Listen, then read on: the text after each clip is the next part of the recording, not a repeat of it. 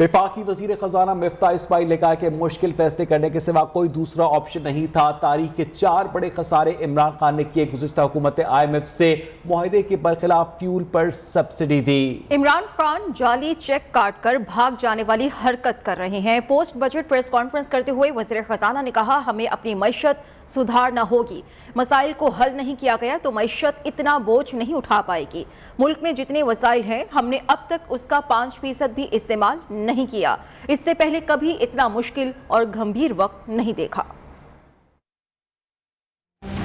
اس رواں مالی سال میں حکومت پاکستان نے 1100 ارب روپے سے زیادہ بجلی کے محکمے کو سبسڈی دی۔ 11 روپیہ سبسڈی دی ہے بجلی کو سستی کرنے میں، اب جو بجلی کے بل میں جو گیپ آ رہا ہے اس کو کرنے۔ ہمارا بل کلیکشن کا ریٹ جو ہے وہ بہت کم ہے۔ جن لوگوں کو بجلی دے رہے ہیں ان کی آپ بل کلیکٹ نہیں کر پا رہے۔ 1600 ارب روپے کا وفاق کا نقصان ہو جاتا ہے۔ اس چیز کو ایڈریس نہیں کیا تو یہ ملک جو ہے اس کا متحمل نہیں ہو سکتا۔ ہماری معیشت اتنا بڑا بوجھ نہیں اٹھا سکتی۔ 200 ارب روپے کا نقصان پچھلے 2 سالوں میں SNGPL نے صرف سردیوں میں کرا جب آپ نے LNG کو ڈومیسٹک گیس میں بیچا ہے۔ اس کو گیس دیں گے، کسی کی فیکٹری کو بند نہیں کرنے دیں گے کیونکہ اس سے روزگار آتا ہے، اس سے ایکسپورٹس آتا ہے۔ یہ بات کلیئر ہے۔ خان صاحب نے فروری کے اینڈ پہ مارچ میں جب ان کو لگ رہا تھا ان کی حکومت جاری اور جو انہوں نے یہ سبسڈی دی ہے آئل اور پیٹرول کی، IMF کا معاہدے کے خلاف کے 9502 ارب روپے کی وفاقی بجٹ میں عام آدمی پر کوئی نیا ٹیکس نہیں لگایا گیا۔ ایڈ ہاک الاؤنسز کے ساتھ سرکاری ملازمین کی تنخواہوں اور پینشن میں 15% اضافے کا اعلان کیا گیا۔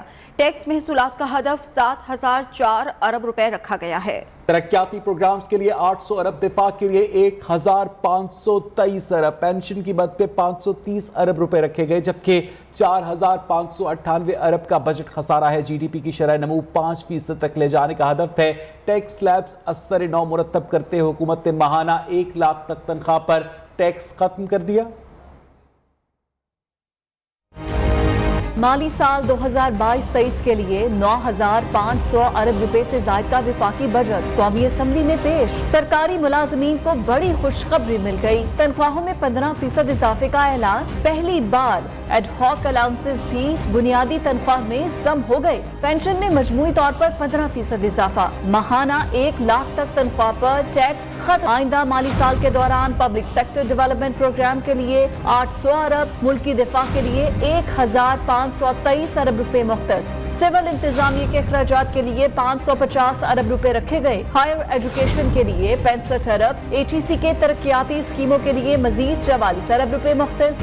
آئندہ مالی سال کے لیے FPR کا ٹیکس ہدف 7004 ارب مقرر۔ رواں مالی سال میں 5100 ارب روپے کا خسارہ متوقع۔ بجلی کا گردشی قرضہ 2500 ارب، گیس کا گردشی قرضہ 1400 ارب روپے تک پہنچ چکا۔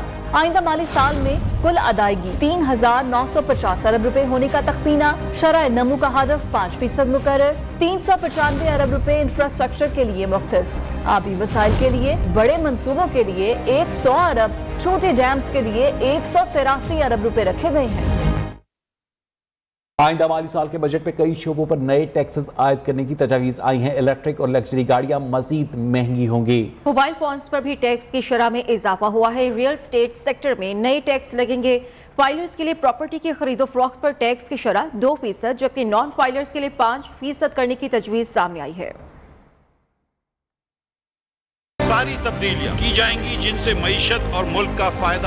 سرکاری ملازمین کی تنخواہوں میں 15% کا اضافہ کیا جائے۔ آئندہ مالی سال کیا مہنگا کیا سستا ہوگا، کئی شعبوں پر نئے ٹیکس عائد کرنے کی تجاویز آ گئیں۔ الیکٹرک گاڑیوں پر 2% ایڈوانس ٹیکس عائد، 1600 cc گاڑیاں بھی مزید مہنگی ہوں گی۔ گاڑیوں کی خرید و فروخت کے لیے نان فائلرز پر ٹیکس کی شرح 100% سے بڑھا کر 200% کرنے کی تجویز۔ موبائل فونز پر ٹیکس کی شرح میں اضافہ، 1,40,000 کے فون پر 16,000 ٹیکس لگے گا۔ آئندہ مالی سال ریئل اسٹیٹ سیکٹر پر ہوگی ٹیکسوں کی بھرمار۔ 2.5 کروڑ مالیت کے 1 سے زائد رہائشی مکانات رکھنے والوں کو کرایہ کا 1% ماہانہ ادا کرنا ہوگا۔ فائلرز کے لیے پراپرٹی کی خرید و فروخت پر ٹیکس کی شرح 2%، جبکہ نان فائلرز کے لیے 5% کرنے کی تجویز۔ ریٹیلرز کے لیے فکس ٹیکس متعارف کرا دیا گیا۔ ریٹیلرز کو بجلی کے بلوں میں 3000 سے 10,000 تک فکس ٹیکس ادا کرنا ہوگا۔ مقامی سگریٹ پر بھی فیڈرل ایکسائز ڈیوٹی لگانے کی تجویز تھی۔ دوسری جانب غریب اور متوسط طبقے کے لیے مختلف شعبوں میں ریلیف دینے کا بھی اعلان. توانائی بحران پر قابو پانے کے لیے سولر پینلز پر سیلز ٹیکس مکمل ختم. زرعی مشینری پر بھی کسٹم ڈیوٹی ختم کرنے کی تجویز. ادویات کی قیمتیں کم کرنے کے لیے 30 سے زائد ایکٹیو فارماسیوٹیکل اجزاء کو کسٹم ڈیوٹی سے مکمل استثنا دینے کی تجویز. فلم سازوں کو 5 سال کا ٹیکس ہالیڈے. نئے سنیما گھروں، پروڈکشن ہاؤسز، فلم میوزیم کے قیام پر 5 سال، جبکہ پروڈیوسرز کی آمدن کو 10 سال کے لیے انکم ٹیکس سے استثنا دینے کی تجویز. فنکاروں کے لیے میڈیکل انشورنس پالیسی بھی شروع کی جائے گی. افواج پاکستان نے بجٹ کی مد میں کوئی اضافی فنڈ نہیں مانگا. دفاع پر 1523 ارب روپے خرچ کیے جائیں گے. معیشت کے استحکام کے لیے مسلح افواج کا ایک بار پھر بڑا فیصلہ. اخراجات کم کر دیے گئے. جمعے کو سوائے ایمرجنسی کے تمام فوجی ٹرانسپورٹ بند رکھنے کا اعلان کیا گیا ہے. بڑی تربیتی مشقوں کے لیے دور جانے پر پابندی ہوگی. قریب انعقاد کیا جائے گا. ڈائریکٹ اور انڈائریکٹ ٹیکس اور ڈیوٹیز کی مد میں پاکستان آرمی اور ان کے رفاعی اداروں نے پچھلے 5 سالوں میں 935 ارب روپے کی خطیر رقم قومی خزانے میں جمع کرائی. دستیاب وسائل میں ملک کے دفاع اور سلامتی کو یقینی بنانے کا عزم. مسلح افواج نے اس سال بھی بجٹ کی مد میں کسی اضافی فنڈ کی ڈیمانڈ نہیں کی. معیشت کے استحکام کے لیے مسلح افواج نے مختلف ایریاز میں اپنے عمومی اخراجات کو کم کرنے کا فیصلہ کیا. یوٹیلیٹی بلز کی مد میں اپنے اخراجات کو مزید محدود کر دیا. جمعے کا دن پوری فوج میں ڈرائی ڈے ہوگا. سوائے ایمرجنسی کے کوئی بھی سرکاری ٹرانسپورٹ نہیں چلے گی. بڑی تربیتی مشقوں اور ٹریننگ کے لیے کنٹونمنٹس کے قریب چھوٹے پیمانے پر ٹریننگ کا فیصلہ. غیر ضروری نقل و حرکت میں کمی. کانفرنسز اور دیگر اہم امور کے لیے آن لائن کام ہوگا. عسکری ساز و سامان کی خریداری کے لیے کئی معاہدوں کو مقامی کرنسی میں عمل میں لایا گیا ہے. پاک آرمی نے گزشتہ مالی سال میں کورونا کی مد میں الاٹ 6 ارب روپے بچا کر حکومت کو واپس کیے. عسکری ساز و سامان کی خریداری کے لیے 3.5 ارب روپے بچا کر بھی قومی خزانے میں واپس جمع کروائے. رواں سال دفاعی بجٹ قومی بجٹ کا صرف 16% ہے. پاکستان آرمی اور ان کے دفاعی اداروں نے پچھلے 5 سالوں میں 935 ارب روپے کی خطیر رقم قومی خزانے میں جمع کروائی.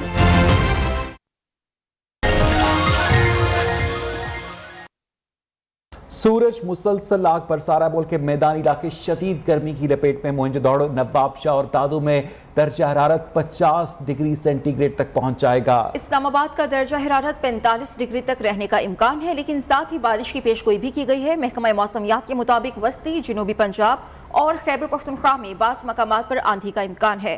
گلگت بلتستان اور بالائی پنجاب میں گرج چمک کے ساتھ بارش ہو سکتی ہے. کراچی اور ٹھٹھا میں بارش کی توقع ہے.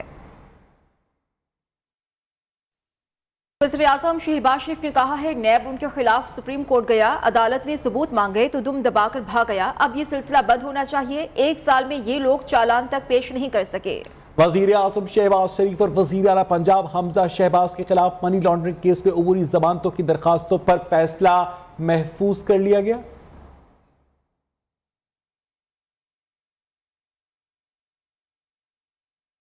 ترجمان پنجاب حکومت عطا اللہ تارڑ کا کہنا ہے کہ شہباز شریف اور حمزہ شہباز کے خلاف 4 سال میں کرپشن کا کوئی کیس ثابت نہیں ہو سکا. عمران خان جو باتیں کرتے ہیں وہ عام انسان نہیں کر سکتا. ان کی صحت کے حوالے سے ڈاکٹرز کا بورڈ بنایا جائے. لاہور کے اسپیشل سینٹرل کورٹ کے باہر میڈیا سے بات کرتے ہوئے عطا تارڑ نے کہا عمران خان نے 3.5 سال میں جو لوٹ مار کی وہ سب کے سامنے ہے. وہ آج بھی ٹیکس دینے والوں کے پیسے پر زندگی گزار رہے ہیں. پنجاب کے بجٹ میں عوام کو ریلیف دیں گے.